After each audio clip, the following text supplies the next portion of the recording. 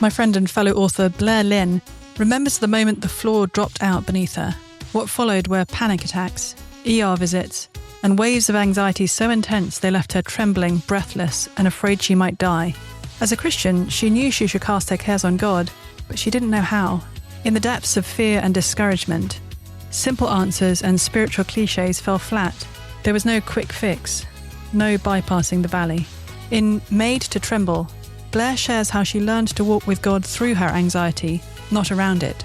With scripture, story, and raw honesty, she shows what it means to embrace our weakness, not as failure, but as the place where God meets us most tenderly.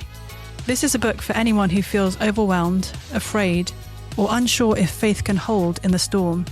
Through Blair's story, discover the peace of God and a deeper awe of the God of peace. Get your copy at madetotremble.com.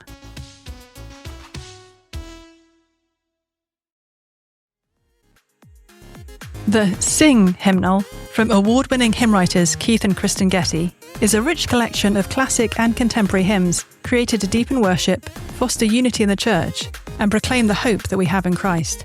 Alongside beloved hymns, you'll also find psalms paired with songs, liturgical readings, and helpful indices, making this hymnal a lasting resource for families and congregations alike. Pick up your copy wherever books are sold, or get 30% off at crossway.org/Getty hymnal with a free Crossway Plus account.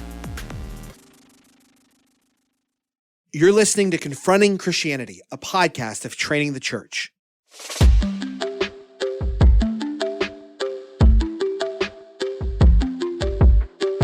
The imagination, our individual imaginations and also our sort of collective social imaginary are very powerful. Isn't there also this whole other thing? Can't we be sober-minded enough to go, the situation is actually more tragic than we pretend it to be oftentimes? But we have allowed abortion to become something that politicians can use to woo us and get the votes, and to not allow ourselves to be used by politicians who just want to leverage that issue in order to get our votes. This is Rebecca McLaughlin, and I'm joined by my co-host Kyle Worley and my good friend Dr. Karen Swallow Pryor. How are you guys doing today? We're doing well. Good to see you. For those who don't know and love Karen like I do, here is just a little snapshot of the fabulous things she's been doing. Karen is the research professor of English and Christianity and culture at Southeastern Baptist Theological Seminary. She is also the author of numerous books, including Booked, Fierce Convictions on Reading Well. She's co-editor of Cultural Engagement, a crash course in contemporary issues. She has a column for the Religion News Service, and her writing has appeared in outlets including the New York Times quite recently, Christianity Today, The Atlantic, Washington Post, Vox, the Gospel Coalition, and pretty much all other reputable outlets as far as Kyle and I can discern. Karen, it's such a joy to have you on with us today. Yeah. Thank you for having me. And we're going to jump in. Kyle and I are not averse to hard conversations about real and in many ways painful and serious issues. And today we're going to be exploring one of the most painful and sensitive issues in our culture today, questions around abortion. And we wanted to start, Karen, by just hearing from you a little bit of who you are and where you're coming from for our listeners who are getting to know you. So would you be willing to share a bit of your story in terms of how you came to follow Jesus, what led you into your field of study, and why you have been engaging questions around pro-life advocacy for decades at this point? Yeah, and they're sort of all wrapped up together too. So I'm glad you asked this as one big question because it's hard for me to separate. I was born into a Christian family and accepted Jesus when I was a small child and baptized around age 7, raised in the church and in Sunday school and, all of those things. But kind of lived, a compartmentalized life in the sense that I didn't know how to integrate what I learned on Sundays and Wednesday nights with the rest of life. And for me, the rest of life was just the life of books and imagination. As a teenager, a few other things. But I was saved. I trusted Jesus. I never really had much doubt. And it wasn't until I was introduced to the idea of Christian worldview when I was actually out of college and in graduate school, and pursuing a PhD in English literature was still not knowing how to integrate my love of literature with my Christian faith. But Christian worldview sort of opened up my eyes to that integration. And by God's providence, I also was introduced to the pro-life movement and the pro-life point of view around the same time when a crisis pregnancy center came to visit my church and do a presentation. And I really can't offer any explanation about why this issue just took hold of me. I believe it's something, I believe that it was God. I believe that I'm called to it. I later learned that my strongest spiritual gift is prophecy. So I think there's that prophetic part of this issue in our culture at this moment in time. And so I had no real personal stake in it. I was, when I became pro-life, the day I became pro-life, which was in that church service, walking in, not knowing anything of, I remember being very curious, like, oh, I wonder what we're going to learn about abortion in church. I became pro-life in that moment. I was 22. I was married I married young, so I'd been married a couple of years, hadn't been trying to have children at that point, was about to start grad school, didn't really feel like I had a personal stake in this issue, but I just thought the first feeling and thought I had when I saw that presentation from the Crisis Pregnancy Center was, how awful for a woman to think that is her best option. I want to help women not feel like that's their best choice. And so I became a volunteer at the center. I didn't want women to feel like that was the best choice they had in front of them was abortion. It's so interesting, Karen, you're framing it that way, because I think a lot of people, when they think of Christians being pro-life, they think of a supposed concern for unborn babies and a complete lack of concern for vulnerable women. But it sounds like you actually entered the conversation from the opposite. Well, not the opposite. I'm sure you had a profound concern for unborn babies as well, but you entered it from the other angle of deep concern for the women involved. Karen, I was surprised. I was reading an article that you had contributed to, and it was that your activism around this wasn't just like at a volunteering level. Like, I did not really know your CV on this issue. And I'd read articles that you had written about, pro-life and anti-abortion advocacy, but I was unfamiliar with kind of your background on it. So maybe just give us a few of the signpost on the road from, okay, I left the church service, I'm going to volunteer at the Crisis Pregnancy Center. How has that evolved over the last 20 or so years? That's a good question. You're going to really try my memory and my concision here to review that. But I'm glad you asked, because I've been around for a long time, and longer than the internet. So there's a long history that people maybe don't necessarily know, as you just said. So I wanted to be a volunteer for that center, but I was just entering my PhD program, and so didn't get involved right away. I thought I remember I said, well, maybe I could edit your newsletter or something. Use my English gifts, and I don't think I did that. But about a year later, I started volunteering as a counselor at this very small rural center. And then that was right around the time when the movement that became known as Operation Rescue across the country started popping up in communities around the country, including mine. And that involved going and protesting at clinics. And I began to do that. So here I was counseling, I was protesting. That's that prophetic part of me. I think that, like to protest, it's part of my nature, I guess, to do that. But there was a little bit of a tension there too, because I wanted to help the women, right? And so then going and protesting at the clinics, we need to have that witness. We need to protest to the world and to the culture, but that's different from offering help in that moment to the women. So I became what they call a sidewalk counselor, which is doing just that, offering help to women going into clinics. I did that for 10 straight years, every week, at least once a week, going out to the clinics and trying to reach the women. And with the help that we had to offer and being able to offer it to countless of them. Although, it's tireless work and often thankless work. Then they asked me to be sort of the public spokesperson for our community when a news story would come up and television news would want to interview someone, or the newspaper. So I became a spokesperson, and just because of that became kind of a local leader in my city.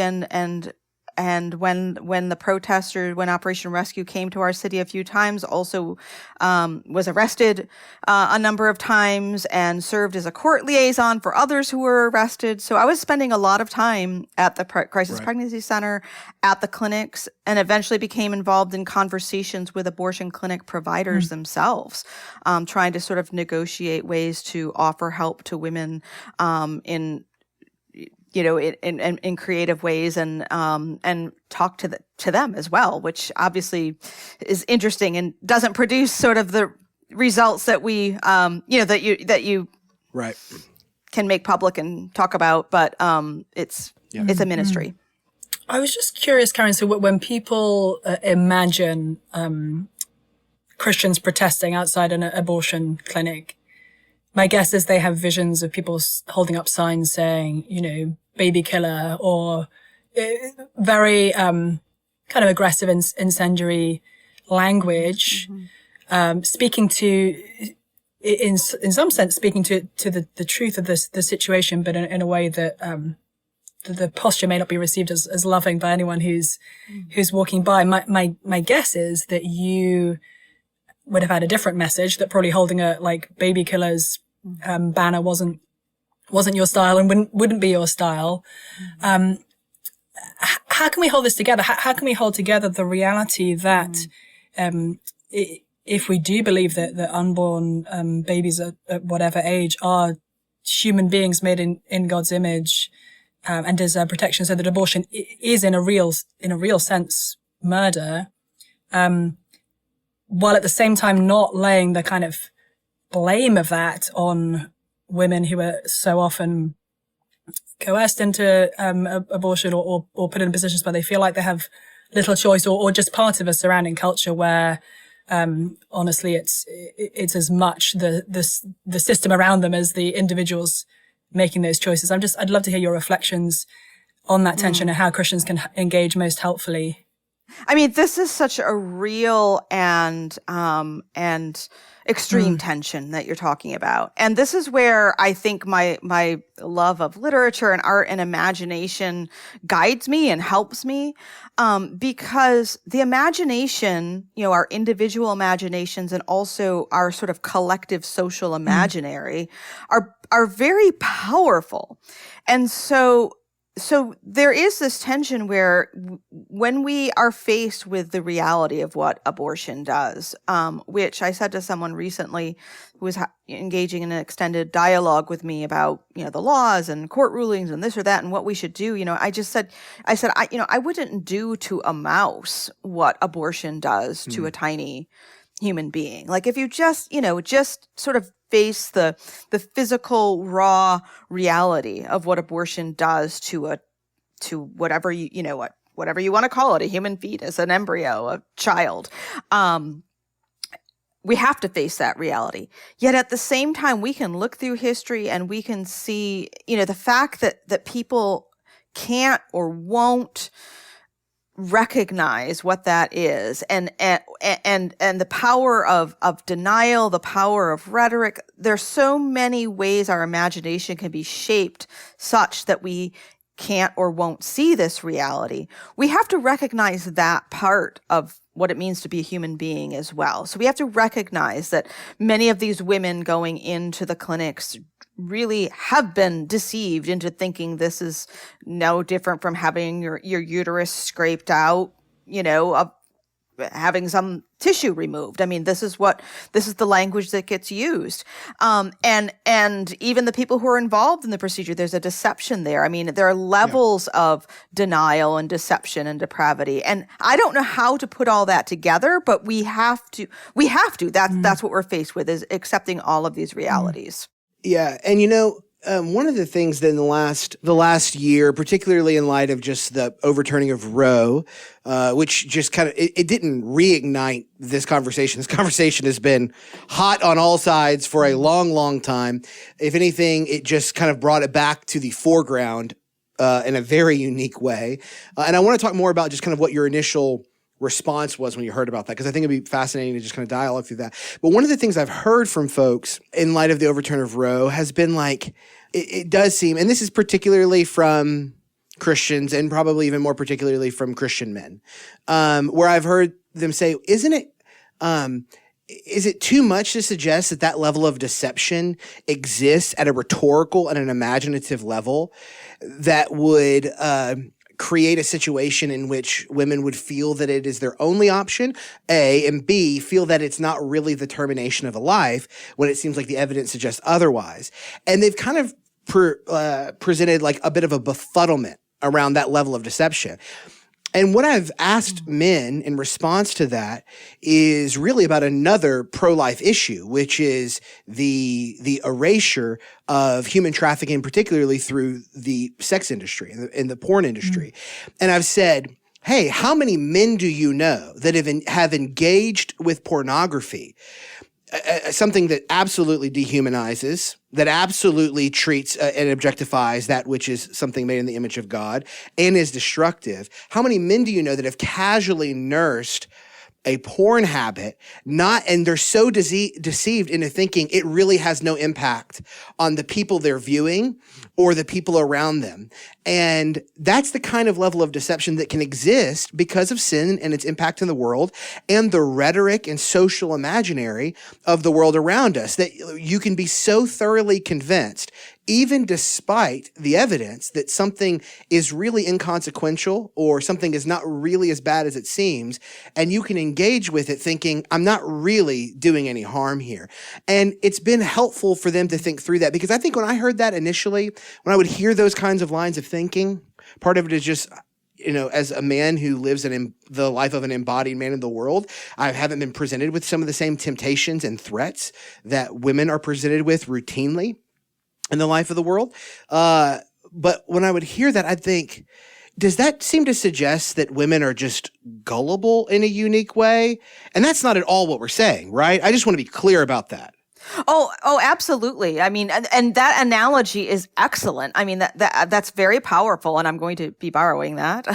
I mean, but human chattel slavery is another example. I really do have a hard time wrapping my mind around how so many people and an entire culture and societies could exist dependent upon some human beings enslaving and torturing other human beings. Now, to be sure, there were people at those times, including Christians, who recognized the evil and pointed it out. And yet there were others the social imaginary was so diseased that denial, that rationalization, and so forth allowed them to do things that are worse than just about anything that I can imagine. Yeah. I think as well, it's important for us to recognize that whereas there is a high level of deception and kind of propaganda, I guess would be a pejorative of term, but the language that we as a culture use around abortion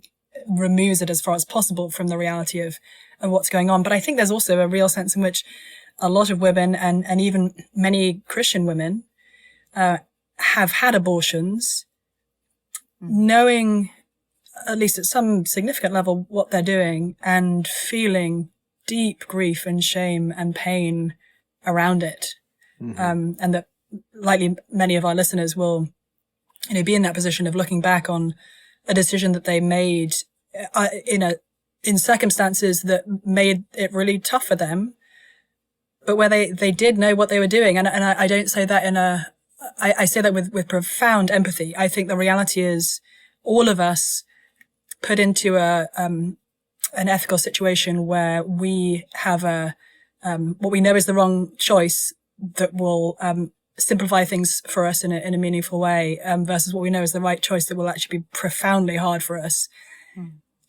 I have no confidence that I would necessarily make the right choice. Only by the Spirit of God would I make the right choice in those circumstances myself. But I think it's been increasingly evident to me in conversation with friends how many Christian women have experienced abortion. It seems like equally, or on the other hand, I'm always surprised and saddened as I meet more and more people in the world how many women have experienced rape, actually, the vast majority of their friends and family and colleagues may not know about it. But I think there's a lot of hidden pain in this territory, where people are looking back with deep sort of grief on their decisions. What do you do when it feels like your spiritual life is crumbling? When trusted leaders fail, doubts rise, grief hits, and you don't know what to believe in anymore? In her new book, Someone to Believe In, Embracing the Saviour Who Stays the Same When Everything Else Changes, author and Bible teacher Courtney Reisig helps us to see Jesus' unshakable character.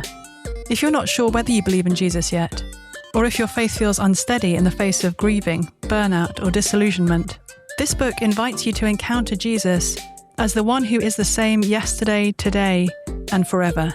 Get your copy of Someone to Believe In today at someonetobelievein.com. Karen, help us to think. So Kyle brought up the overturning of Roe v. Wade. Help us to think about how to, on the one hand, rejoice in that as a step in the direction of justice, and on the other hand, not do so in a way that is callous or unfeeling toward those for whom this is a profoundly painful area. And I'd love to hear your reflections on that. I think it's such a basic and essential and foundational step to say, that the law, the most basic function of the law is to protect human life. Like that is the first and most basic function. And so the fact that it wasn't doing that, I mean, it still isn't. And not only in the area of abortion, I mean, that all it did is overturn, one national standard. So the fact that this basic elemental foundation was not there and now is certainly cause for celebration. But we also have to recognize all of the brokenness and disruption and distortion and deception that has occurred because that law was in place for so long. And so I don't think it's there was some debate when the law was overturned, what our posture should be. Do we celebrate? And some Christians were saying no, and it's kind of what you're getting at. If we look at the Civil War and we look at the abolition of slavery, especially in America, I mean, my studies are more in Great Britain and its abolition. But in America, we had a civil war over this issue. And certainly we would rejoice, and people did rejoice when slavery was abolished. And yet, that does not mean ignoring the price that was paid and the losses that took place and the division of the country and so forth. So there was a whole package involved in that issue, something great to be celebrated and yet so much damage to be repaired. And we didn't really do a good job with that in this country. We're still suffering the effects of that. Whereas in England, the slave trade was abolished incrementally through Parliament, through the great influence of Christians, evangelicals, Quakers, others, and there was no civil war.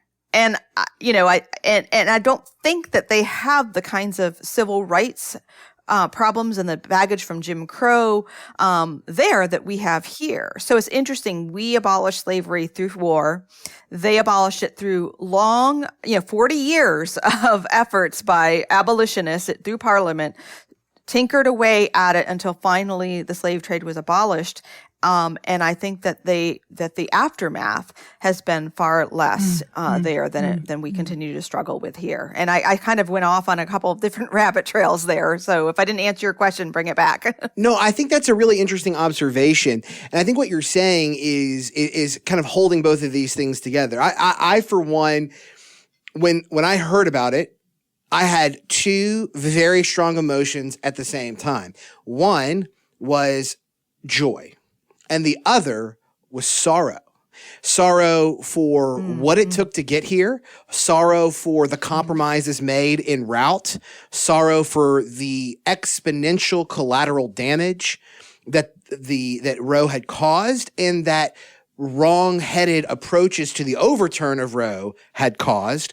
I think that, I'm a pastor. So as I was shepherding my congregation, even through this, as I'm an adoptive father, my family is involved in foster care. We've been involved in right to life issues for as long as we've been married. We've been married for 12 years. And I grew up in a church, came to faith in a church, and grew up in a church under my father, who was a pastor, who was very active and involved in this issue in the state of Texas. And so I don't feel like I'm new, just like you, Dr. Pry. It doesn't feel like I'm new to caring about this.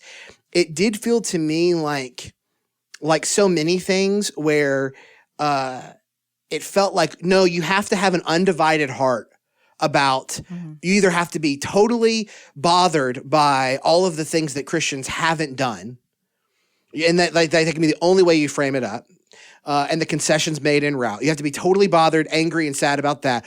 Or you have to be totally joyful, and you can't acknowledge any of the fact that there was collateral and concessions, and now we have to make inroads into some work that we have put off. And it's like, and I felt like, no, it really doesn't have to be an either or here. We can say we're really glad that this was overturned. Like you said, it is the basic element and principle and goal of law to preserve life. This is one that was not accomplishing that at a national level. At least in principle. And so it's good that it's not there. But that's not all that has happened with the overturn of Roe. Yeah, and I think just adding to that, Carl, I'm curious for each of your reflections on this. I have many very close friends who are not Christians, and for whom this feels like as much of a justice issue as it feels for me in the opposite direction. Right. Now, it's not surprising. We have completely different starting points, because I'm starting with the belief that even the earlier stages that a human being is a human being and deserves to be protected like you and I do, and they're not starting with that starting point. But I think what's the tension that I'm living is, on the one hand, being deep in my bones pro-life. I first was part of a demonstration age 16, and hearing people on the other side shouting pro-life, that's a lie. You don't care if women die.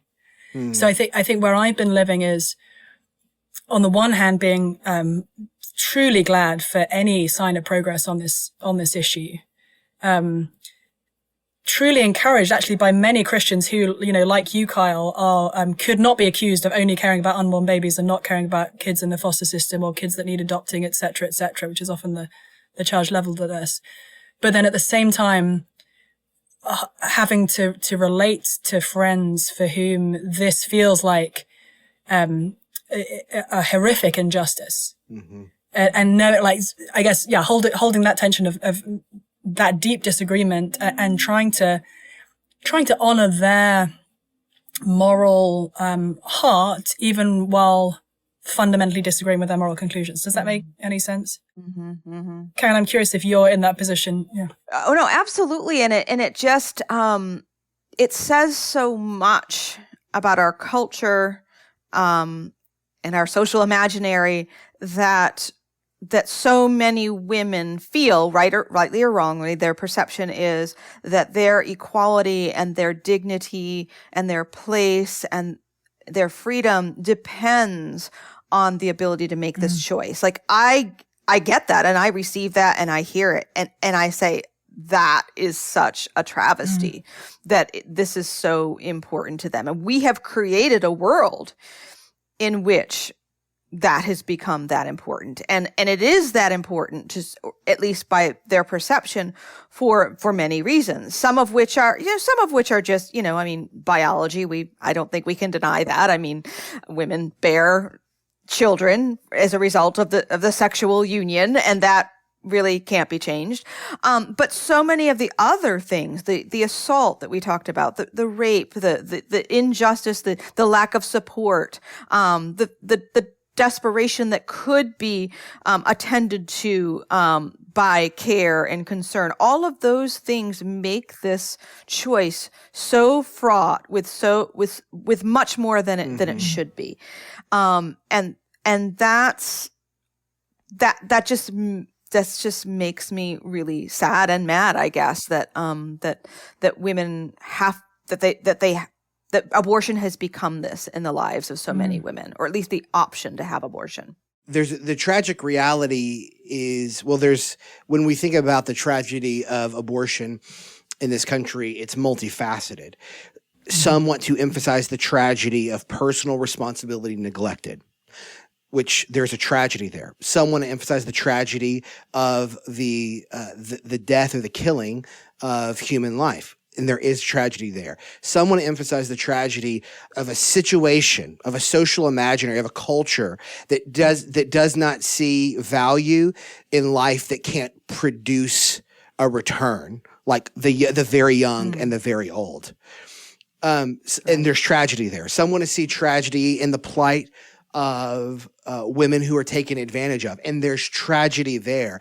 It seems to me that most of the time, either calloused or libertarian views, and I don't mean libertarian politically, I just mean maybe you could say highly kind of very heavy-handed or very like open-handed views on this issue, they focus in on one part of that tragedy spectrum to the neglect of all of the others.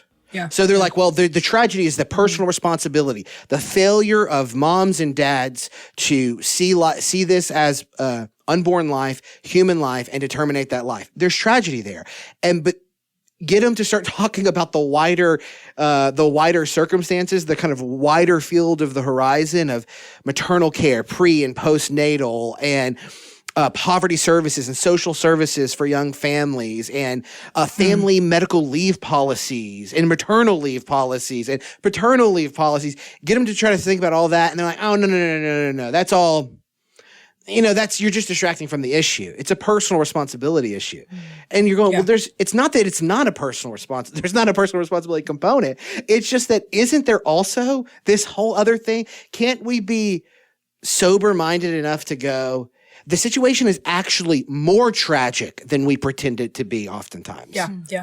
It's not less tragic. It's more tragic. And I think a lot of people that have taken a holistic conception on this issue, or kind of looked at it through that kind of holistic lens, are faulted for distracting. And I don't think they view them, I don't view myself as a distracting voice.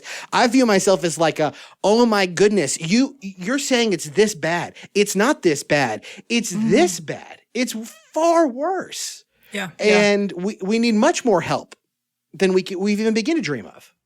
Yeah, curiously, going back to the slavery analogy, in my experience, the same people who will say it is really the woman's responsibility and not the culture's responsibility when it comes to abortion will also look back at times past and say, yes, well, that person, sure, they were a slaveholder, but he was a man of his time. And so we can't really kind of fault him individually for that profoundly immoral choice. And so just to echo what you're saying, Carl, I think we do have to hold those two things together. And as far as we can avoid the moral high ground, I feel like, gosh, every time I read the Gospels, I'm just confronted with the fact that we have a basic human instinct to want to think well of ourselves and not to come to Jesus as repentant sinners. And so even in this conversation, we want to kind of enter in as the self-righteous arbiters instinctively, I think, as Christians, where Jesus would have us, I think, lean into the love and care and grace and forgiveness, for those who recognize, who can't escape their sense of sin when it comes to these issues. Karen, give us some thoughts about, the best way to move forward, given the moment that we're at now. So Roe v. Wade overturned, but so much more that needs to change, not just legally, but culturally and in terms of how our churches function and operate. I'd love to hear your thoughts on next steps.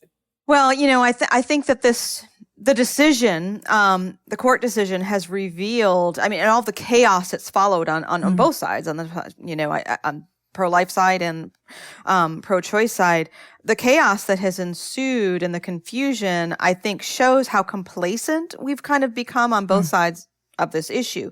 So, for example, just the fact that so many physicians and lawyers and lawmakers and Jane and John Does in the public seem to have collapsed the moral categories for, medically necessary or therapeutic abortion versus elective abortion. And so you've got women who are in an actual sort of medical emergency. There are reports of them being refused care, and that's somehow the fault of the pro-lifers or the overturn of Roe versus Wade, and perhaps it is, but it's really the fault of the fact that Roe versus Wade allowed us to blur all of the moral distinctions between, getting an abortion just because, you want it versus it's a medical emergency. And so we have to parse those things out. They've already existed, but we have to bring back better definitions of these moral and medical categories.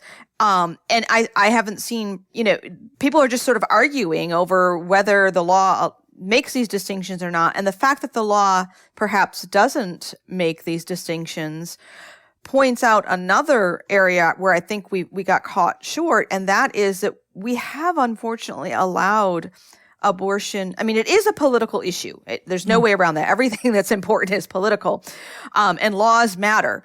But we have allowed abortion to become kind of something that politicians can use to woo us and bribe us and get the votes. And I think that we really have to start being more discerning about what it means to be pro-life as people, as Christians, and to not allow ourselves to be used by politicians who just want to leverage that issue in order to get our votes on either side. That's true of either side. And so I guess my long kind of way of answering your question, we have a long way to go, but for me, I've just been doing a lot of sort of self-examination of saying, okay, so have we been too complacent? Have we, these 50 years that Roe was in place? Have I allowed myself to be used by politicians who really don't care that much about abortion or life issues, but just want my vote?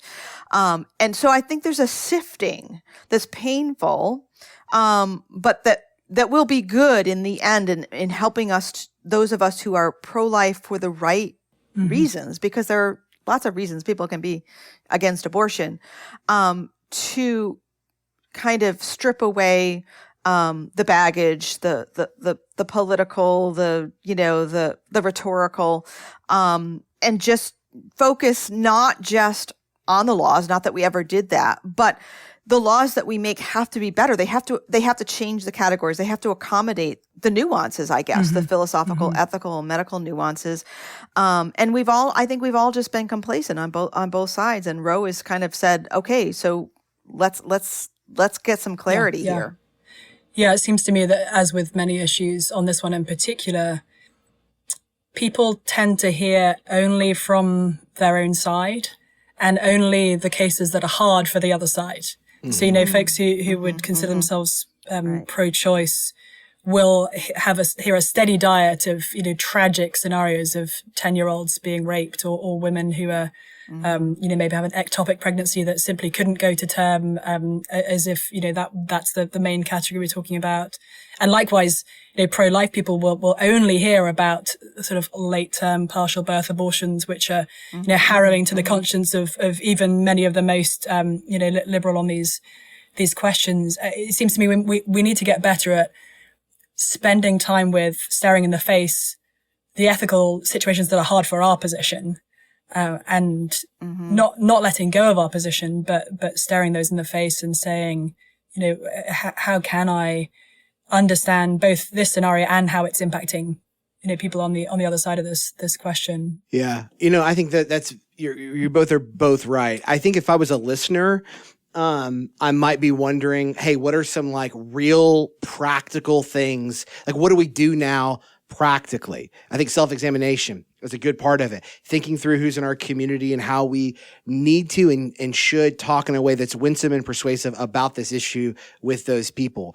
But I do have a few things here that I think I would just like encourage you, if you're passionate about this, here are some things to consider. Write your local senator, congresswoman, congressman, governor, if you're in the South or a state that typically trends more conservative, write them and let them know you are a Christian, you believe in the sanctity of human life, and you think that as a Christian citizen, they should know that you also believe that there are situations where there are medical procedures necessary, and you want to make sure that the laws of the land are just and fair to the women who are undergoing those emergency situations and the babies that they're carrying. You should write those letters. You should call CASA, your local CASA, and say, hey, I would love to volunteer with CASA. I know the foster care system. Let me tell you something. Whatever state you're in, the foster care system in that state is swamped. And you should reach out to CASA and say, hey, I'd love to be a caseworker and an advocate and a volunteer. You could step into foster care. You could step into adoption. Maybe you can't foster or adopt. You could become a respite-trained family to help foster and adoptive families. You should give to your local crisis pregnancy center. They need it now more than ever. The job has not stopped. It is starting in a much more extreme fashion for them. You should see if you could volunteer with them. You should ask how your church is involved with the Crisis Pregnancy Center. If you've ever given money to a nonprofit that's been doing advocacy for sanctity of human life, you should write them a letter or an email and say, thank you for all the work that you've done. I'm so excited to see you continue to do this for issues like the death penalty, for issues like incarceration, mandatory minimums, 3 strike laws. I'm so excited to see what you're going to do for religious asylum seekers and immigrants to our country. Please let me know how I can participate in your continued efforts on the pro-life cause. Thank you for everything you do. I look forward to continuing to contribute to your ministries, your works, as this expands into new opportunities for you. And you should let them know. It's not a passive aggressive. It's a way of just letting them know. I'm here. I still want to be committed to this. You've told me you're committed to this. We have a mutual commitment. Now that what you told me was the goal has happened, let's set some new goals here. We got some momentum. Let's ride the wave and let's really try to make an impact on some of these other situations that maybe we have prioritized differently. Yeah, I mean, this is to jump from Kyle's very practical extreme, which I love. Thank you. I need those practical steps. I want to encourage people to remember that there was a world in which abortion was almost unimaginable. Now, of course, it always existed. All sin has always existed. I'm not saying it never happened. We know that it happened, but it wasn't at the rate of 1 in 3 or 1 in 4 pregnancies ending in abortion, the way it has been for the past half century. And so it's difficult for us to imagine abortion being unimaginable as it would have been for people 100 years ago to conceive of how integrated it is into our culture. So we really have to envision what it would be like to recognize that the tiniest little human being is a child. And when we recognize that, all of the other decisions, it doesn't remove difficulties and tragedies and complications, but when we make the decisions based on that recognition, then everything shifts. And that's what we have to work toward is instilling that basic recognition in our minds, in our culture, in our social imaginary. And we can do that one-to-one as we talk to people, friends, neighbors, as we create art, as we go on Twitter, whatever we're doing, we need to set forth that vision that really just is simply not deniable at its basis. Yeah, I love that. Yeah, the last thing that I just wanted to say is to any sister in Christ who is listening to this and who has had an abortion, Jesus loves you. You are forgiven. Yep. You needed no more forgiveness than me or Kyle or Karen And Jesus came to die for you. You're washed, you're sanctified, you're justified in his name. And for those of us who haven't been through abortion, let's not assume that our sisters in Christ who we rub shoulders with at church or who we nurture in community groups or youth groups or whatever haven't. Let's assume that some of them have, and let's be there to love and support our siblings as they grieve that and as they receive Jesus' love and forgiveness. Dr. Pryor, thank you for joining us. Thank you for having me. Listen, I encourage you, go check out Dr. Pryor's books. They're fantastic. You can find them on Amazon. Go read the article she's written for the New York Times or the Atlantic or Christianity Today. If you're looking for Confronting Christianity, you can find us on Instagram and Twitter. If you leave a review on iTunes, include a question in your review, and we'll explore that in a future episode. So we hope you enjoyed the discussion. Grace and peace.